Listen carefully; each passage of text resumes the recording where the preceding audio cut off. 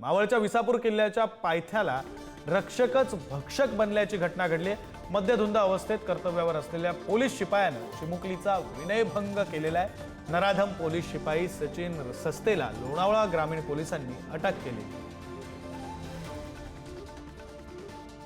आदिवासी कुटुंब असून या आदिवासी कुटुंबांनी एकमेव आधार असतो तो म्हणजे एक सरकारी खादी जो घालतो आपला पोलीस अधिकारी, त्याच्यावरती त्याचा असलेला संपूर्ण विश्वास। कारण इतर समाज देखील त्यांच्याकडे वेगळ्या नजरेने पाहतो, परंतु हेलगटल्याने करतो आणि ज्याच्यावर विश्वास ठेवायचा त्यांनी जर हे कृत्य केलं तर जाणार कुणाकडे आमची लोक?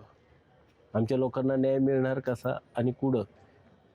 याची जरा दखल व्यवस्थित घ्यावी अशी मी तुम्हाला विनंती करतो। आजची जी घटना घडली ती खरोखर निंदनीय आहे आणि ही क्रूर घटना आहे। आणि हे रक्षक जर भक्षक होत असन, ज्यांच्या जीवावरती जर महाराष्ट्र आणि देश जगत असन आणि तिथं जर आपण या ठिकाणी जर असं अतिकृत्य करत असन तर ज्यांनी हे कृत्य केलं असन त्याला खरोखर कठोर कारवाई झाली पाहिजे।